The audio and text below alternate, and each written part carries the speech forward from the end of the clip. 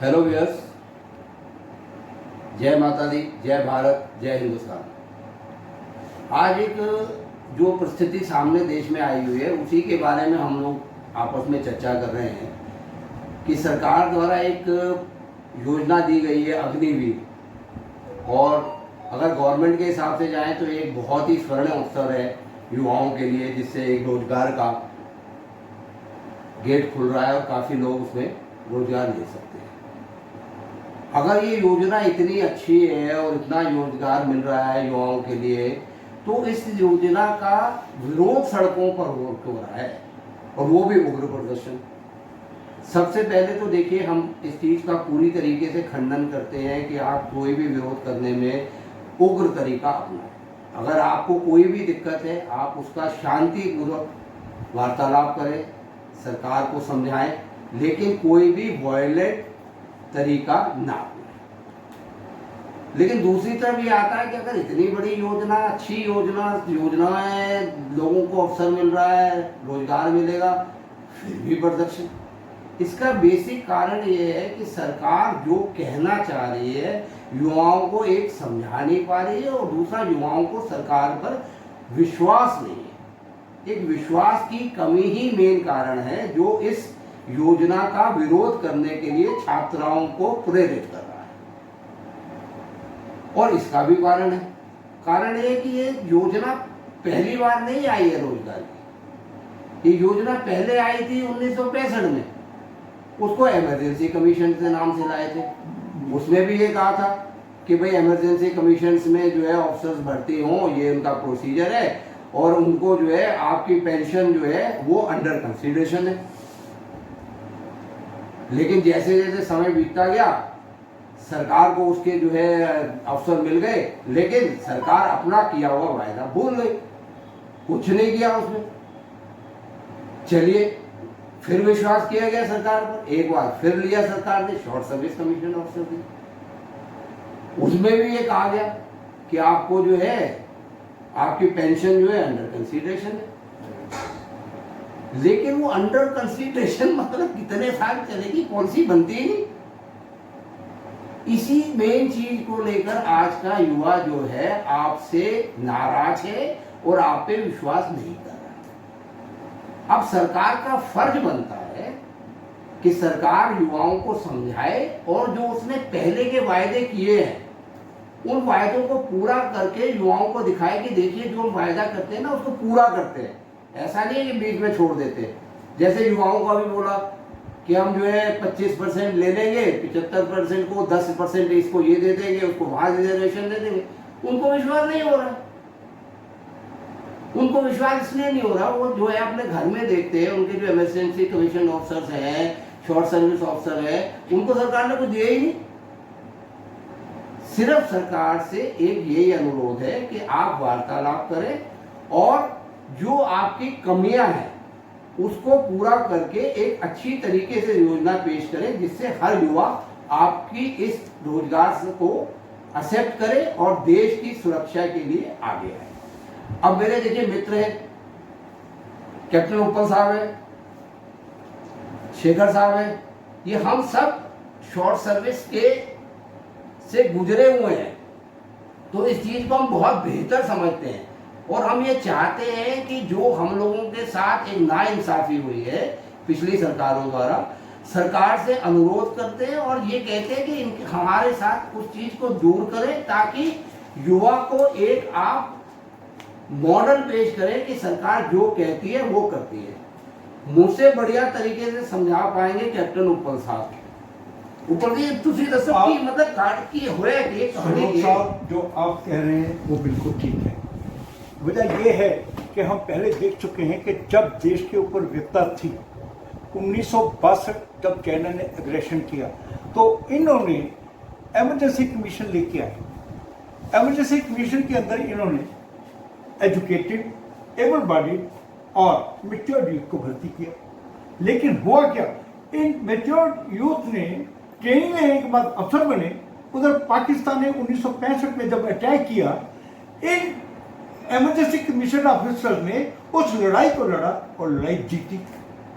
इसके बाद short service का आइडिया इन्होंने कंसीव किया कि, और उसमें जब एप्लीकेशन लिखी, जब चार्टर बनाया गया, उन्होंने ये भी लिखा शॉर्ट सर्विस एप्लीकेशन फॉर्म के अंदर कि आपको अंडर पेंशन टर्म पेंशन दी जाएगी, और ये भी लिखा कि सेपरेट ऑर्डर दिए जाएंगे। आज 55 से 60 साल हो गए हैं, कभी किसी ने भी इसके बारे में नहीं चर्चा की। मतलब मैंने देखा है इमरजेंसी कमीशन के बड़े बंदे हैं, ना उनको कोई मेडिकल मिला है, ना कोई कैंटीन मिली है, बुढ़ापा आया पड़ा है, एक तरीके से जीवन के आखिरी दौर पर है, अब तब भी कोई कुछ सुन के राजी नहीं। मैं आपको ये बताऊं कि 2009 में ECHS बंद कर दिया एक DGFMS के कहने के ऊपर, लेकिन चंडीगढ़ के 2 अफसरों ने AFT में गए और उन्होंने बोला ये फैसिलिटी जो है हम तो मिलनी चाहिए। AFT ने डिसीजन दिया 17 सितंबर 2010 को कि रिस्टोर जो फैसिलिटी इनको मिल रही थी वैसी रहेगी। नहीं, आप कहना चाहते, लेकिन हुआ क्या MOD जो है वो डिले को कंट्रोल करा के 2011 में सुप्रीम कोर्ट में चला गया। अब 7 दिसंबर के बाद ये फैसला हुआ कि EC ऑफिसर्स को 50% रिलैक्सेशन इन कंट्रीब्यूशन दिया जाएगा। की बात ये है कि देखो, सरकार का मेन होना चाहिए कि अगर आपने लिए हैं तो आप जितनी ज्यादा से ज्यादा फैसिलिटी उनको दो, पर जिस तरीके वो ऊपर साहब कह रहे हैं, आपने पहले बोला मेडिकल देंगे, फिर आप मेडिकल देते थे, फिर उनको मना कर दिया, वो कोर्ट चले गए, कोर्ट ने बोला दे देंगे, सरकार तब भी कह रही नहीं देंगे, तो ये तो फिर देखो आगे युवाओं में अविश्वास पैदा कर ही लेगा ना। लेकिन सर आप युवाओं को मोटिवेट कैसे करोगे अगर आप उसको कुछ प्रोमिसेस करते हो और वो प्रोमिसेस आप गवर्नमेंट कोई भी हो, किसी की भी हो, अगर वो उनको कीप नहीं करती है तो आगे की फौज कैसे खड़ी होगी, किस दम पे खड़ी होगी, वो क्या लेके फौज में आएंगे, क्या मोटिवेट? अल्टीमेटली उसको 5, 10 या 15 साल के बाद बाहर जाना है, उसे पता है कि मेरे को पेंशन नहीं मिल रही है, ना मेरे को मेडिकल फैसिलिटी मिल रही है, तो आगे की जनरेशन है, आगे का यूथ तैयार कैसे होगा फौज के लिए? आप किस तरह के लोग फौज में भेजना चाहोगे? देखिए, मैं आपको बताना चाहूंगा कि शॉर्ट सर्विस कमीशन एक सक्सेसफुल मॉडल साबित हुआ है। क्यों कि 60 वर्ष से ये चलता आ रहा है। क्या इसकी जरूरत थी 1972 के बाद? 1971 की जो लड़ाई थी वो एक डिसाइसिव वार थी। क्यों कि 65 में जब दुश्मन देश हार गया, 71 की वार के बाद उसके 2 टुकड़े कर दिए गए देश के, और एक बांग्लादेश बन गया, एक पाकिस्तान बन गया। अब इन्होंने क्या दिया इनको शॉर्ट सर्विस कमीशन ऑफिसर्स को? जो प्रॉमिस किया गया था कि पेंशन दी जाएगी, सेपरेट ऑर्डर इशू किए जाएंगे, जब भी कोई मैच भी होता है तो उसके पहले उसकी प्राइजेज बतला दिए जाते हैं। जब बोला गया कि पेंशन इज अंडर कंसिडरेशन, तो आज तक पेंशन का क्यों नहीं डिसाइड किया गया? ये ग्रेचुटी के ऊपर क्यों आ गए हैं? यहाँ पे इन्होंने आफ्टर थॉट किया कि इनको अभी हम मतलब निकल चुका है और इनको पहचानते भी नहीं। अब मैं आपको ये बताऊं, जब इन्होंने अभी फैसला किया 7 मार्च 2019 को ECHS का जेटली साहब ने, उन्होंने EC अफसर को तो बोल दिया कि आपको OPD फैसिलिटी मिलेगी, और ये भी बोल दिया कि आपको 50% रिलैक्सेशन मिलेगी। पर ये डिस्क्रिमिनेशन एसएस के साथ क्यों? SSCO आज भी नौकरी कर रहे हैं, उनका मोरल कैसे बूस्ट होगा? ये कार्ड तो ऊपर साहब पहले मिला करता था, मेडिकल कार्ड मेरे पास भी है एसएस ऑफिसर्स का, कि मेडिकल फैसिलिटी मिलती है। ये कार्ड तो सरकार ने फिर बंद कर दिया, और जेटली साहब आए, उन्होंने बोला कि हाँ मेडिकल, एक सिर्फ अनाउंस किया कि मेडिकल हमने जो है शॉर्ट ऑफिसर्स को दे दी, लेकिन बाद में सलाहकारों ने बताया कि मेडिकल फैसिलिटी देने की इनको जरूरत क्या है? शॉर्ट सर्विस ऑफिसर ना तो ये वोट बैंक है, ना ये इतने जो है डिसिप्लिन आदमी है, इन्होंने कोई वॉयलेट करना नहीं, कोई प्रदर्शन करना नहीं, सरकार के खिलाफ कुछ बोलना नहीं, तो आप इनको दो ही मत, नहीं दोगे तो भी आपका काम चलेगा। उसी चीज को देखते हुए ही आज जो है युवाओं के अंदर वो है कि अगर जो सरकार कहती है करेगी भी, या क्या फिर हमारे जो 4 साल निकल जाएंगे एक बार फिर भूल जाएगी, वो रिजर्वेशन भी नहीं देगी। सुब्लोक जी, मैं आपको बताना चाहता हूं, 2014 में इन्होंने इस लेटर के थ्रू लिखा है कि army plans to extend short service commission to make it more attractive, और उसमें लिखा कि हमारे पास 8,544 अफसर जनवरी 1, 2014 की कमी थी, और इस तरीके से 16,597 सैनिकों की कमी थी। इसके बाद 2019 में इन्होंने फिर निकाल दिया कि हमारे पास 2 42,783 अफसर होने चाहिए, लेकिन 7,294,640 सिपाहियों की शॉर्टेज है। अगर ये शॉर्टेज है कि आप इस तरीके से करेंगे कि 4 साल तक लेके आओ और उनके बाद में छोड़ दो। इसका मतलब तो ऊपर जी ये हो गया ना कि हम जो है अपनी सुरक्षा की जो है पैसे से जो एक तरीके से कंपेयर करके पैसे बच जाएं, किसी तरीके से पेंशन ना देनी पड़े, ऑफिसर को भर्ती ना करें, सुरक्षा को नहीं ध्यान रख रहे। अगर हम सुरक्षा को ध्यान नहीं देख रहे, खाली जो है किसी ऑफिसर की पेंशन ना देकर उसको हम नौकरी करा ले, वो तो एक वो सही कह रहे हैं। यहाँ पे एक जगह हम देखा जाए तो जो आपकी स्कीम है उसमें मैं देख रहा था एक चैनल में कि आप कॉन्ट्रेक्चुअल लेबर ही तो हुए, इसमें आप ये समझते हैं कि क्या ये एक्सप्लॉयटेशन नहीं है फौजी अफसर्स का, शॉर्ट सर्विस अफसर्स का? बिल्कुल सही है, एक्सप्लॉयटेशन को ही तो कह रहे हैं कि अगर आप 4 साल के लिए ले रहे हैं और दूसरा आप ना उनको कोई रैंक दे रहे हैं, आप उसको बोल रहे हैं 11 लाख या 12 लाख दे रहे हैं। आज 12 लाख देंगे, 4 साल बाद 12 लाख की कीमत क्या होगी? आप बोल रहे हैं कि 10% यहाँ दे देंगे, तब भी मैं कह रहा हूँ चलिए जो बच जाएंगे वो फिर उसी तरीके से बेरोजगार होंगे जो 4 साल आज की तारीख में। तो मतलब एक रोज बेरोजगार को 4 साल बाद दोबारा आप बेरोजगार करोगे। तो आपको सिर्फ कोई ऐसी स्कीम लानी चाहिए जिससे जो युवा है उसको ये लगे कि हाँ सरकार मेरे साथ है। आप ये मैं एक छोटा सा उदाहरण देता हूँ। देखिए मेरी 4 साल मान लीजिए, एक उदाहरण के लिए 4 साल जो मान लीजिए 1 तारीख को खत्म हो रहे हैं और 29 तारीख को उससे 2 दिन पहले लड़ाई लग गई। अब मैं लड़ रहा हूँ, अब 29 तारीख को लड़ रहा हूँ, पहली को तो मैंने रिलीज होना है। अगर मैंने पहली को रिलीज होना है तो मुझे कहाँ वहाँ बॉर्डर से ही रिलीज कर दोगे, या मैं जो लड़ाई वहाँ छोड़ के आ जाऊंगा, या मैं वहाँ पर गोली चलाना बंद कर दूंगा और इस दौरान मुझे गोली लग जाएगी, तब तो मुझे आप दे दोगे। तो इसका मतलब आज की तारीख में आपको जिंदा अफसरों से ज्यादा शहीदों की है कि भाई, और यहाँ शॉर्ट सर्विस वाले वो भी यही सोचे कि ठीक है शहीद होंगे, घर वाले भी यही कहते, इससे बढ़िया तो शहीद हो जाता है, कम से कम जो घर वालों को तो मिलता। देखिए जैसे आज अग्निवीरों को 4 साल के लिए दिया जा रहा है। शॉर्ट सर्विस कमीशन ऑफिसर को 1965 में जब ये कंसीव हुआ था 5 साल के लिए दिया जाना था, पर इनको बोला जाता है कि आप 10 साल के रिजर्व पीरियड में भी होंगे। चलो 5 साल के बाद जब वो आए, पेंशनरी टर्म्स का कहीं पे भी इन्होंने विचार नहीं किया, ना अभी तक दिए। फिर इन्होंने 5 साल से 5 साल का और करके 10 साल कर दिया। अब मुझे बताइए, जब 10 साल की सर्विस एक शॉर्ट सर्विस कमीशन अफसर करता है तो 9 साल के बाद ये लॉन्ग सर्विस मेडल भी पहनता है। तो ये कैसे 10 साल के बाद में शॉर्ट सर्विस कमीशन रहा? जब 9 साल की सर्विस में ये लॉन्ग सर्विस मेडल पहन रहा है तो it should be a long service and it should be recognised for the country. हमारी भोली भाली भारत की जनता को ये मालूम नहीं है कि short service officers have been deceived. और डिसीव कैसे हुए?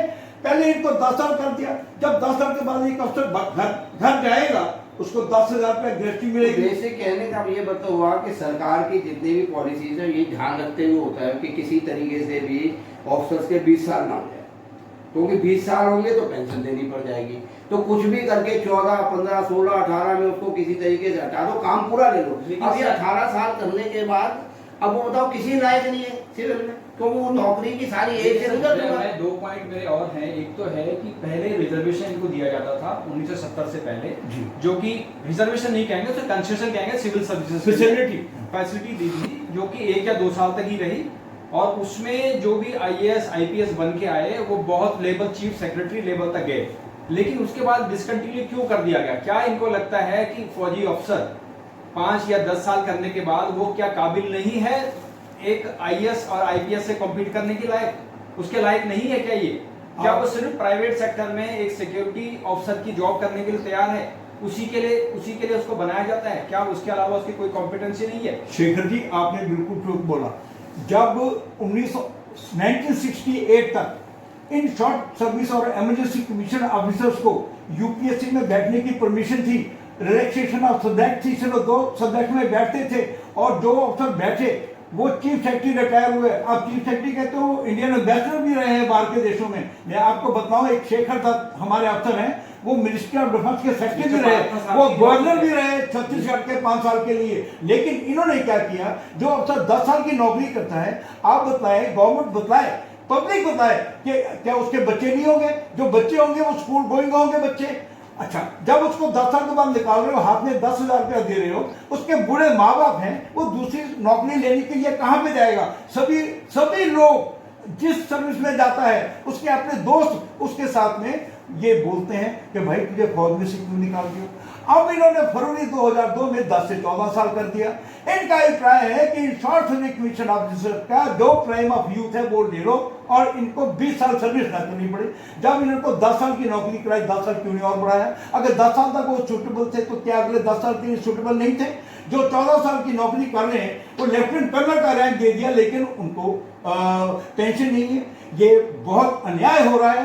पहले इनको शॉर्ट सर्विस कमीशन अफसर और इमरजेंसी कमीशन अफसर के साथ में जो वादे किए थे इनको पूरे करने चाहिए। ये नहीं है कि एक कोर्ट ही रास्ता होना चाहिए। ये शॉर्ट सर्विस कमीशन अफसर जब वो एकेडमी में गए, वो एकेडमी आज एक ओटीएस प्रेस्टिजियस एकेडमी है, वहां से जब ये आए तो इनको जो प्रॉमिस किए गए थे वो प्रॉमिस पूरे करें। आज वो अफसर इसी जो है 80 और 90 की एज में है। जो शॉर्ट सर्विस कमीशन ऑफिसर जैसे मैं हूँ, मुझे पाकिस्तान में लड़ाई लड़ने का मौका भी मिला, लेकिन कोई पेंशन नहीं है। 10,000 रुपया जो दिया गया था 1970 में, वो कितने साल चलेगा? मुझे अगर 10 साल की नौकरी की है, मुझे पेंशन क्यों नहीं? जब ओआरओपी टेबल बन चुके हैं 2015 में और ये एप्लीकेबल हो चुके हैं, उसमें एसएसटी को क्यों इग्नोर किया गया? उसको इंप्लीमेंट क्यों नहीं करते? उसको ये इंप्लीमेंट करना चाहिए। जैसे डॉक्ट्रिन ऑफ प्रोमिसरी स्टॉपर के थ्रू जो आपने वादे किए हैं 1965 में, जो आपने हमारे एप्लीकेशन फॉर्म में लिखे हैं, ये सभी एसएससी को मिलने चाहिए। आप क्या समझते हैं कि जो अफसर आज 10 साल और 14 साल नौकरी करेगा उसको आप फौज से छोड़ देते हो, रिलीज कर देते हो, ना आप उसको मेडिकल देते हो, ना ही आप उसको पेंशन देते हो। यहाँ तक कि जेटली साहब ने तो यहाँ तक कह दिया कि अभी जिसकी 5 साल की नौकरी है उसको 50% रीइंबर्समेंट मिलेगा। जी, मेरा सिर्फ ये कहना है कि जो आप कह रहे हैं इस चीज को सरकार फायदा उठा सकती थी। उसके पास एक्सपीरियंस था कि ईसी ऑफिसर्स के साथ क्या दिक्कत आई, शॉर्ट सर्विस ऑफिसर से क्या दिक्कत आई, और फिर हम अभी जो है एक शॉर्ट सर्विस का एक जो स्कीम लेके जो है युवाओं के पास आ रहे हैं। तो जो गलतियां थी या जिस तरीके से हमको दिक्कत आई उन चीज को दूर करते हुए ये स्कीम लानी चाहिए थी, ताकि किसी युवा को कोई दिक्कत होती ही नहीं। रोजगार तो सबको चाहिए। देखिए, तो सरकार अगर अपने वायदे पर रहे तो मुझे नहीं लगता है कि कोई भी युवा इसका विरोध करेगा, वो तो बल्कि स्वागत करेगा सरकार का। तो हमारा सिर्फ सरकार से अनुरोध यही होना चाहिए, एक तो सबसे पहला यही है कि देखो वायलेंट तो होना नहीं चाहिए। दूसरा ये है कि सरकार ने जिस तरीके से एक हमको पेंशन की कहा था, एक मेडिकल कहा था, ये चीजें मिलने के बाद सरकार इन लोगों को दिखाए कि जो हम कहते हैं वो करते हैं।